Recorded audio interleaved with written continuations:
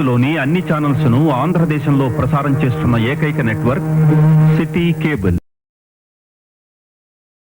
Welcome to city cable news బులెటిన్ల ముందుగా headlines.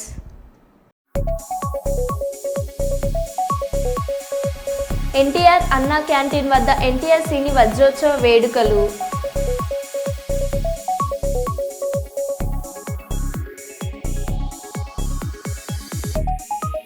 తెలంగాణలో చలి పంజా, అల్పపీడన ప్రభావంతో ఉష్ణోగ్రతలు భారీగా పడిపోయాయి.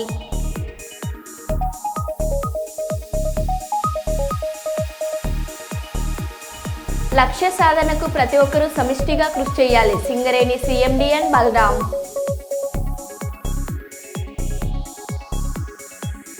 మోహన్ బాబు వివాదంపై స్పందించిన రాచకొండ సిపి.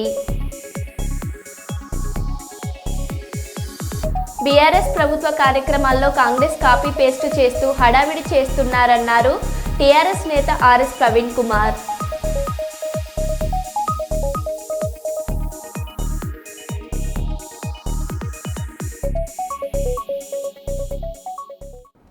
ఇక వివరాల్లోకి వెళ్తే, వరంగల్ నగరం గోవిందరాజుల గుట్ట దేవాలయంలో ఏర్పాటు చేసిన విలేకరుల సమావేశంలో ఆలయ ప్రధాన అర్చకులు వరియోగుల శ్రీనివాస్, పుర ప్రముఖులు, ఆలయ అర్చకులు పాల్గొన్నారు. ఈ సందర్భంగా ఆలయ ప్రధాన అర్చకులు శ్రీనివాస్ మాట్లాడుతూ, గత 30 సంవత్సరాల నుండి ఆలయంలో స్వామివారికి సేవలు అందిస్తున్నానని, ఆలయ అభివృద్ధి పేరుతో కార్పొరేటర్ మరికొంతమంది అర్చకులను నియమించారని, వాస్తవానికి ఆలయ అభివృద్ధి జరగకపోగా ఆలయ భూములు అన్యక్రాంతానికి గురవుతున్నాయని, కార్పొరేటర్ను ప్రశ్నించినందుకు తమపై దాడులకు పాల్పడుతున్నారని, ఆలయం నుండి వచ్చే ఆదాయం అంతంత మాత్రమే ఉండడంతో అర్చకుల మధ్య తగాదాలు జరుగుతున్నాయని, కార్పొరేటర్ నియమించిన అర్చకులకే మాపై దుష్ప్రచారం చేయిస్తున్నాడని, ఆలయ పరిసరాలను పంచాయతీలకు అడ్డగా మార్చి ఆలయాన్ని భ్రష్టు పట్టిస్తున్నాడని, ఆలయ భూముల్లోని ఇళ్లను తొలగిస్తామని బెదిరింపులకు పాల్పడుతూ అక్రమ పనులకు కార్పొరేటర్ పాల్పడుతున్నారని పేర్కొన్నారు. ముఖ్యంగా మాకు ప్రాణరక్షణ కల్పించమని మీ అందరినీ మనస్ఫూర్తిగా వేడుకుంటున్నాం. ఎందుకంటే అర్చకులపై దాడి చేస్తున్నటువంటి చింతా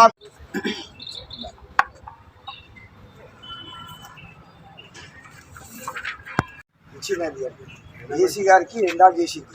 అయ్యగారి సమస్యలు పరిష్కరించమని ఒక 4 నెలల క్రితం పాల్పడుతున్నటువంటి చింతాకుల సునీల్ అనిల్ మరి ఇదేమిటని ప్రశ్నించినందుకు గత 2 మాసాల కిందనే నా తోటి అర్చకుడైనటువంటి వరియోల మురళీకృష్ణను, వరియోల ప్రసాద్పై దాడి చేయడం జరిగింది. దాన్ని కూడా మేము పోలీస్ స్టేషన్లో ఆల్రెడీ మేము ఇవ్వడం జరిగింది కంప్లైంట్. అది కాకుండా గతంలో కూడా నాపై కొంతమంది నా తోటి అర్చకులను పెట్టుకొని నాపై చెడు ప్రచారం చేస్తూ కూడా వారు గతంలో చేయడం వల్ల దాన్ని కూడా మేము పోలీస్ స్టేషన్లో ఇవ్వడం జరిగింది.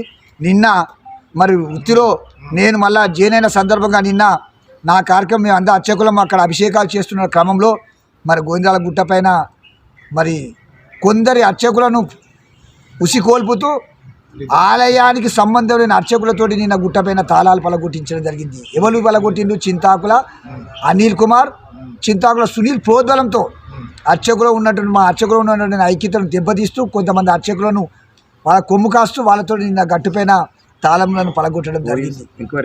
మేము వెంటనే 108 అంబులెన్స్ 100కు ఫోన్ కొట్టి, అయ్యా మా గుట్టపైన మరి అర్చకులతో ఇట్లా తాళాలు పలగొట్టి అక్కడ కొన్ని వస్తువులను కూడా మరి తస్కరించిన దొంగతనం జరుగుతున్నది, తమ దయచేసి వెంటనే రావాలనగానే వాళ్ళు వెంటనే మరి 100 గుట్టగానే వాళ్ళ కానిస్టేబుల్ రావడం జరిగింది.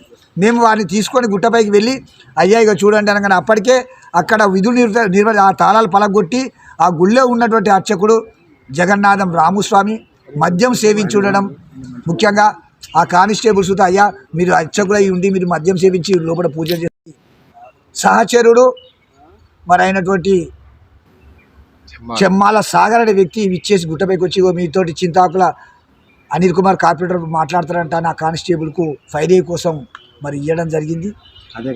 అదే క్రమంలో మా పైన కూడా ఈ అనుచరుడు ఎవరు స్థానిక కార్పొరేటర్ చింతాకుల అనిల్ కుమార్ అనుచరుడు అయినటువంటి చెమ్మాల సాగర్ గారు మా పైన కూడా గుట్టపైన దుష్భాషలు ఆడుతూ మీరెవరు, మీకు అసలు సంబంధమే లేదంటూ వ్యక్తిగతంగా మా అమ్మను కూడా ఆయన దూషించడం జరిగింది. మేము ఈ కానిస్టేబుల్ను తీసుకొని కిందికి ఉత్సవమూర్తుల ఆలయంకు రాగానే ఉత్సవమూర్తుల ఆలయంలో వేసిన తాళాలను కూడా మరి అవి సుత పలగొట్టడం జరిగింది. అవి పలగొట్టిన వ్యక్తి కొన్ని ఆభరణాలు అక్కడి తస్కరించే క్రమంలో మరి మేము కానిస్టేబుల్ చూసి ఆ వ్యక్తులు ఆ తాళం పలగొట్టిన వ్యక్తులు పారిపోవడం జరిగింది. అందులో ముఖ్యంగా ఆ తాళాలు పలగొట్టిన వ్యక్తులు ఎవరైనా స్థానికంగా ఎంక్వైరీ చేస్తే జగన్నాథం ప్రదీప్, అతన్నే దిద్ది అంటారు. ఈ జగన్నాథం ప్రదీప్ అనే వ్యక్తి అక్కడ కింద ఉన్న ఉత్సవమూర్తి ఆలయ తాళాలను కూడా పలగొట్టడం జరిగింది. దాన్ని ఆ తాళం పలగొట్టడమే కాకుండా ఆ ఆభరణాలను కూడా ఎత్తుకపోయే క్రమంలో మమ్మల్ని చూసి ఆయనే ఆ ఆభరణాలు ముట్టుకోకుండా పారిపోవడం జరిగింది. అక్కడికి కూడా మా తోటి కానిస్టేబుల్ మేము తీసుకువెళ్ళి కూడా ఎంక్వైరీ చేయడం జరిగింది, ఎంక్వైరీ చేయించడం జరిగింది. పిదప మేము పోలీస్ స్టేషన్లో కూడా కంప్లైంట్ ఇవ్వడం జరిగింది. మోహన్ బాబు వివాదంపై స్పందించిన రాచకొండ సిపి మోహన్ బాబు కేసు విచారణ కొనసాగుతుంది. మోహన్ బాబుకు నోటీసులు జారీ చేశాము. ఈ నెల 24న వరకు టైం అడిగారు. హైకోర్టు ఈ నెల 24 వరకు మోహన్ బాబుకు టైం ఇచ్చింది. హైకోర్టు ఉత్తర్వులను గౌరవిస్తాం. అప్పటి వరకు రెస్పాన్స్ కాకపోతే మరోసారి మోహన్ బాబుకు నోటీసులు జారీ చేస్తాం. మంచు ఫ్యామిలీకి సంబంధించి మొత్తం 3 ఎఫ్ఐఆర్లు నమోదయ్యాయి. రాచకొండ సిపి సుధీర్ బాబు. ఇప్పుడు 3 ఎఫ్ఐఆర్స్ అయినాయండి. 1-2 ఇస్తున్నారు కంప్లైంట్స్ అట్లా. సో ఒకసారి ఇచ్చిన తర్వాత మళ్ళీ ఫర్దర్ వెరిఫికేషన్ క్లారిఫికేషన్ గురించి మళ్ళీ వాళ్ళు ఎఫ్ఐఆర్ ఇష్యూ చేయకముందే మేము మళ్ళీ విల్ కమ్ బ్యాక్ సార్ అని చెప్పి వెళ్ళే ఉన్నాయి. So we are certainly investigating this case. We will be very firm. Will do whatever the way లీగల్గా మేము ఏం చేయాలో చేస్తాం. దాని తర్వాత యా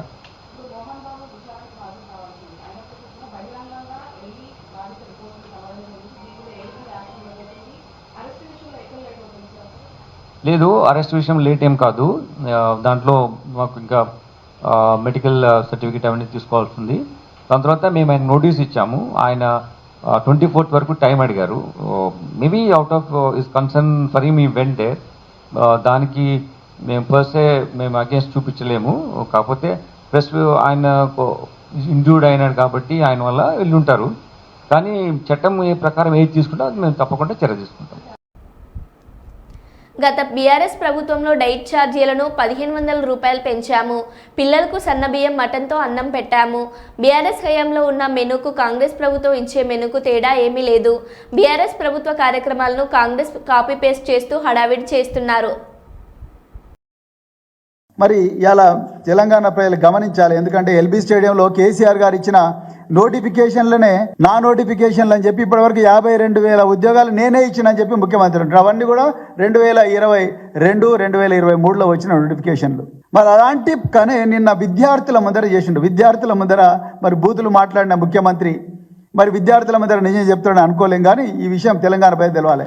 ఆనాడు కేసీఆర్ గారి ప్రభుత్వం 2017లో డైట్ ఛార్జీలు పెంచి ఇంత చక్కటి మెను వారు అప్రూవ్ చేసిండు. అన్ని సంక్షేమ పాఠశాలకు పోయింది మెను.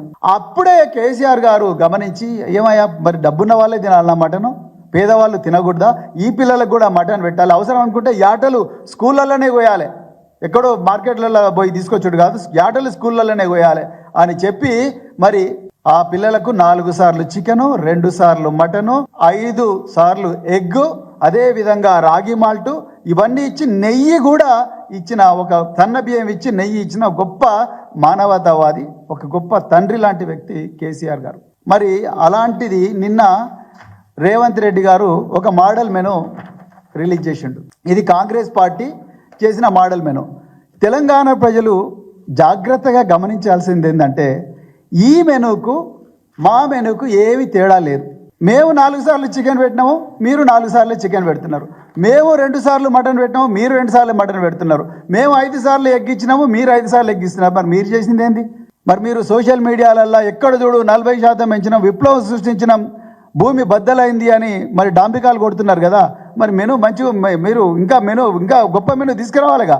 ఇదేమో మేము ఇచ్చిన మెను, వాళ్ళు ఇచ్చిన మెను, ఏమీ తేడా లేదు. మీరు ఏ ప్రిన్సిపల్ అని అడగండి. ఆనాడు కేసీఆర్ ప్రభుత్వం ఏం పెట్టినరో అదే రేవంత్ రెడ్డి పెడుతున్నాడు. మరి దానికి ఇంత వనభోజనాల డ్రామా ఎందుకు రేవంత్ రెడ్డి గారు?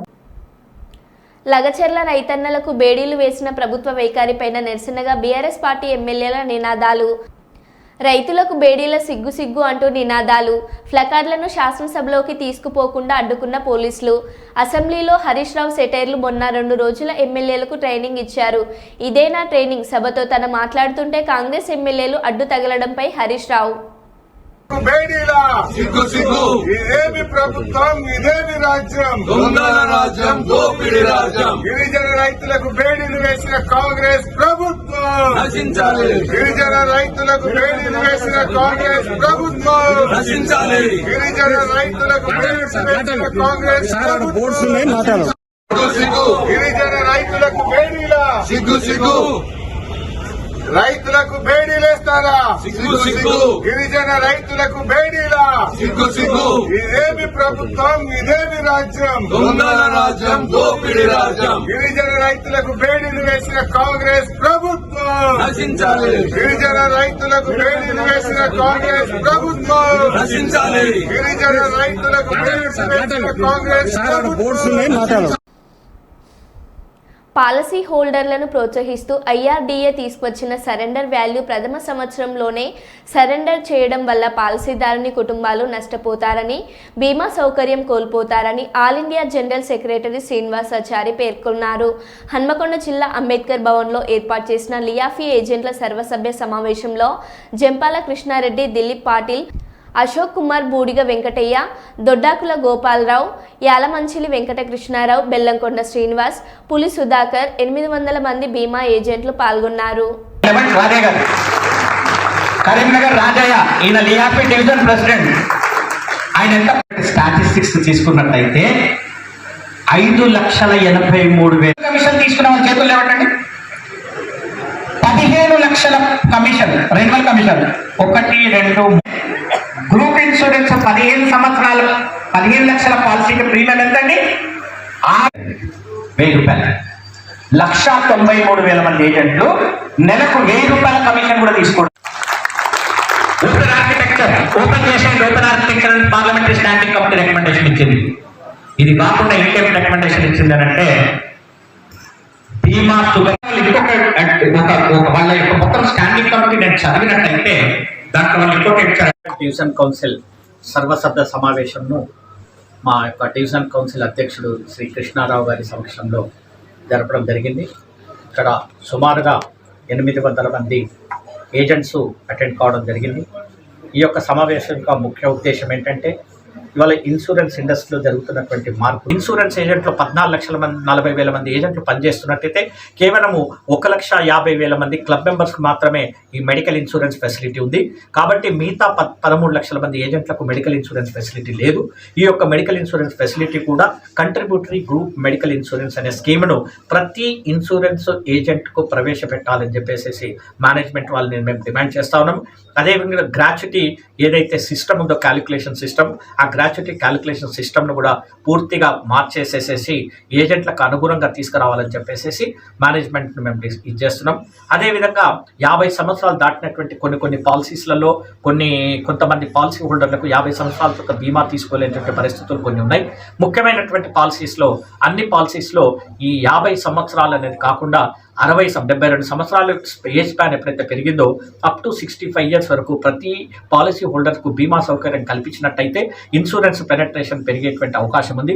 ఒకవేళ ఏజ్ రెస్ట్రిక్షన్స్ ఇలాగే కంటిన్యూ చేసినట్టయితే ఈ యొక్క ఇన్సూరెన్స్ పెనట్రేషన్ తగ్గిపోతుంది, పర్సిస్టెన్సీ ఆఫ్ ద పాలసీస్ కూడా తగ్గిపోతుంది, జీవిత బీమా సౌకర్యం కూడా ప్రతి ఒక్కరికి కల్పించాల్సిన అవసరము ఇవాళ మేనేజ్మెంట్కి ఉంది. అదేవిధంగా ఈ యొక్క సర్వసభ్య సమావేశం సందర్భంగా మా ఇన్సూరెన్స్ ఏజెంట్లందరికీ మేమందరికీ ఒక విన్నపం చేయడం జరుగుతుంది, తీర్మానం చేయడం జరుగుతుంది.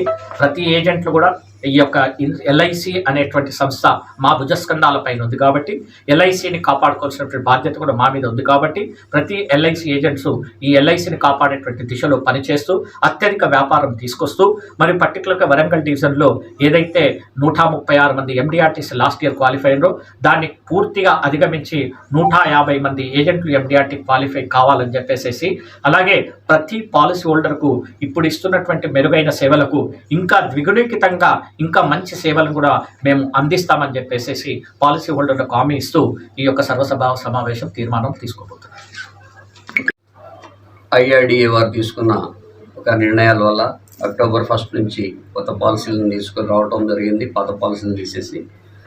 ఆ ఇదిలో భాగంగా కొంత ప్రీమియమ్స్ పెరగటం, ఏజెంట్స్ కమిషన్ తగ్గించడం, ఫస్ట్ ఇయర్ ఇదిలో సరెండర్ ఇది కూడా ఇవ్వాలని చెప్పి నిర్ణయం తీసుకోవడం, ₹1,00,000 పాలసీని లేకుండా 2 లక్షల పాలసీ మినిమం చేయటం. దీనివల్ల రూరల్ ఏరియాలో మా ఏజెంట్ కమ్యూనిటీకి నష్టం జరుగుతుంది. దాన్ని జాతీయ నాయకులు మేనేజ్మెంట్ దృష్టికి తీసుకెళ్ళటం, గవర్నమెంట్ ఆఫ్ IRDA దృష్టికి, గవర్నమెంట్ ఆఫ్ ఇండియా దృష్టికి కూడా తీసుకెళ్ళడం జరుగుతుంది. అలాగే మా జాతీయ నాయకులు, జోనల్ నాయకులు అన్ని వేళలా మాకు ఇక్కడ సహకరిస్తున్నారు. ఈనాటి ఈ సర్వసభ్య సమావేశం మా వరంగల్ డివిజన్లో 13 బ్రాంచులు ఉన్నాయి. ఈ 13 బ్రాంచుల నుంచి అధిక సంఖ్యలో పాల్గొని విజయవంతం చేసినందుకు వారికి, అలాగే సమస్యల విషయం అన్నీ తెలియజేసి జరుగుతున్న పరిణామాల గురించి మా అందరినీ అలర్ట్ చేయడానికి వచ్చినటువంటి మా జోనల్ జాతీయ నాయకులకి మీ ద్వారా ధన్యవాదాలు తెలియజేస్తున్నాను. దత్త జయంతిని పురస్కరించుకుని దత్తక్షేత్రంలో దత్తాత్రేయ స్వామికి 108 లీటర్ల సుగంధ తైలంతో తైలాభిషేకం నిర్వహించామని శ్రీ వరదత్త ఆలయ అర్చకులు గోపి శర్మ తెలిపారు. వరంగల్ నగరంలోని ములుగు రోడ్లో గల శ్రీ వరదత్త క్షేత్రంలో శ్రీ దత్తా జయంతిని పురస్కరించుకుని 108 లీటర్ల తైలం మరియు 54 లీటర్ల పాలతో అభిషేకం నిర్వహించారు. శ్రీ దత్త జయంతి నాడు ఆ దత్తాత్రేయ స్వామికి తైలాభిషేకం నిర్వహిస్తే ఆ పుణ్యం మొత్తం సంవత్సరం పాటు ఉంటుందని, కోరిన కోరికలు తీరడమే కాకుండా అష్టైశ్వర్యాలు సిద్ధిస్తాయని శ్రీ దత్త జయంతిని పురస్కరించుకొని ప్రశ్నించుకొని ఉదయం మూర్తికి తైలాభిషేకం నిర్వహించడంతో పాటు శ్రీ దత్త హోమం మరియు వరద దత్తాత్రేయ స్వామి వారి మూల వీరట్కు సుగంధ ద్రవ్యములతో పంచామృతాలతో అభిషేకం నిర్వహించడం జరుగుతుందని అర్చకులు గోపి శర్మ తెలిపారు.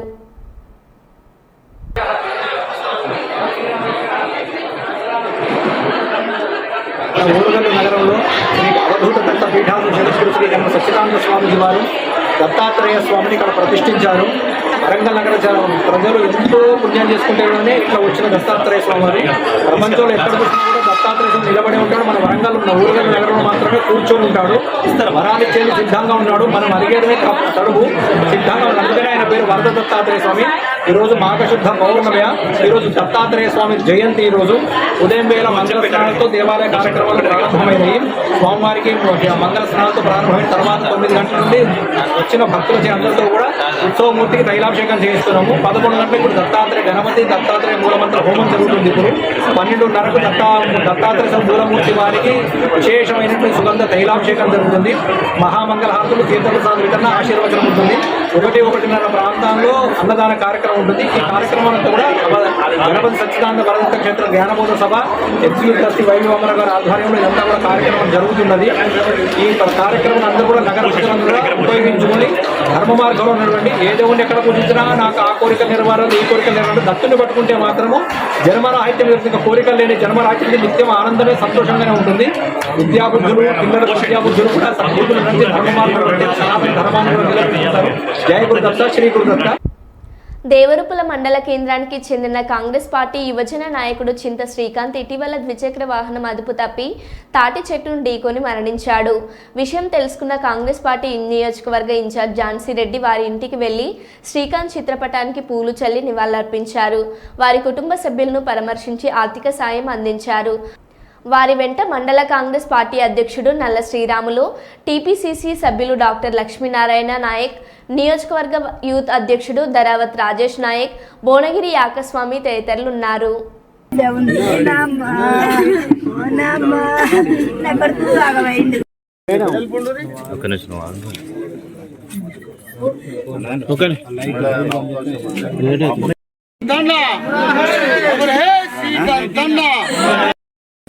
నాకు ఒకదాన్ని చేసిపోయే నా బిడ్డ నాకు ఒకటే బిడ్డ ఉంది. నామ్మ నా కొడుకు సాగమైంది.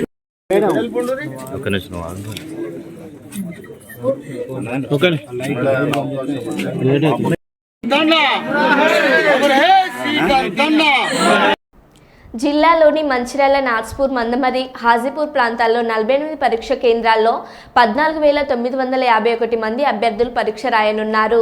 అభ్యర్థులు హాజరు బయోమెట్రిక్ విధానంలో ఉండడం వలన గంట ముందు నుండి అభ్యర్థులను అనుమతించకుండా అధికారులు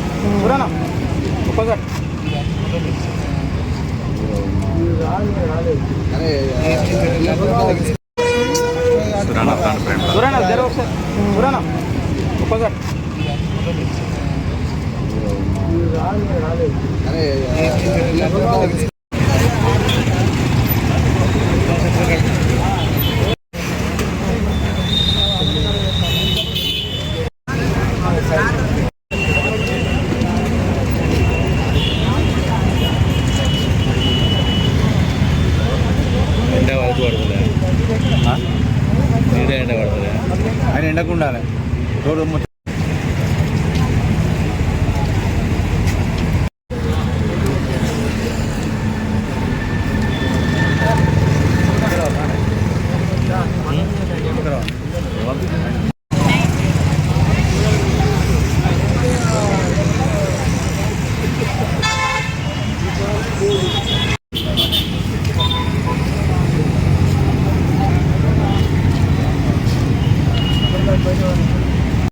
మైబాద్ జిల్లా తొర్రూరు పట్టణ కేంద్రంలో వ్యవసాయ మార్కెట్ చైర్మన్ హనుమన్ల తిరుపతి రెడ్డి జన్మదినాన్ని పురస్కరించుకొని స్థానిక కాంగ్రెస్ పార్టీ కార్యాలయంలో కాంగ్రెస్ పార్టీ మండల అధ్యక్షుడు సుంచు సంతోష్ ఆధ్వర్యంలో 20 కేజీల కేక్ను కట్ చేసి కాంగ్రెస్ పార్టీ నాయకులకు, కార్యకర్తలకు పంచిపెట్టడం జరిగింది. తదనంతరం స్థానిక విశ్రాంతి భవనంలో కాంగ్రెస్ పార్టీ నాయకుడు తూనం శ్రావణ ఆధ్వర్యంలో ఏర్పాటు చేసిన మహా అన్నదాన కార్యక్రమాన్ని కాంగ్రెస్ పార్టీ పాలకుర్తి నియోజకవర్గ ఇన్ఛార్జ్ హనుమన్ల ఝాన్సీ రెడ్డి చేతుల మీదుగా ప్రారంభించడం జరిగింది. ఈ సందర్భంగా హనుమన్ల తిరుపతి రెడ్డి మాట్లాడుతూ, నా జన్మదినం సందర్భంగా నాకు శుభాకాంక్షలు తెలిపిన కాంగ్రెస్ పార్టీ నాయకులకు, కార్యకర్తలకు, మండల ప్రజలకు ప్రతి ఒక్కరికి పేరు పేరున ధన్యవాదాలు తెలియజేశారు. ఈ కార్యక్రమంలో కాంగ్రెస్ పార్టీ నాయకులు, కార్యకర్తలు తదితరులు పాల్గొన్నారు.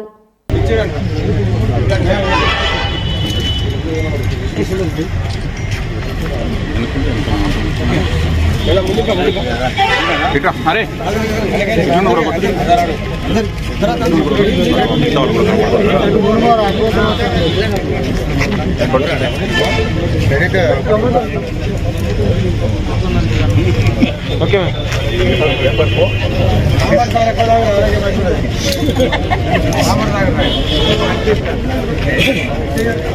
వేడి వేడిదా చల్లాడుతా వేడిదైతే నువ్వే తాగాలి.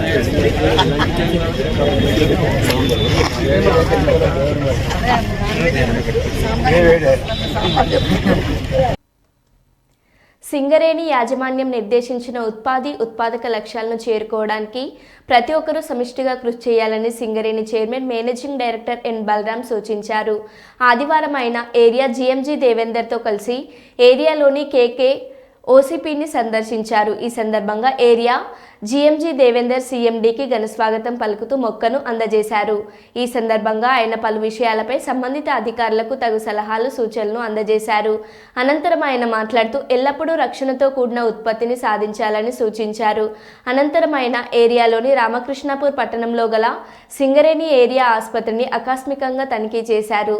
ఈ సందర్భంగా ఆయన వార్డులను తనిఖీ చేసి ఆసుపత్రిలో చికిత్స పొందుతున్న రోగులకు అందుతున్న వైద్య శాఖలను అడిగి తెలుసుకున్నారు. రోగులకు మెరుగైన వైద్య చికిత్స అందించాలని ఈ సందర్భంగా సంబంధిత వైద్య సిబ్బందికి సూచించారు. ఈ కార్యక్రమంలో Srirampur area GM Suryanarayana, cake OCP project అధికారి మల్లయ్య, ఆసుపత్రి వైద్యులు, అధికారులు పాల్గొన్నారు.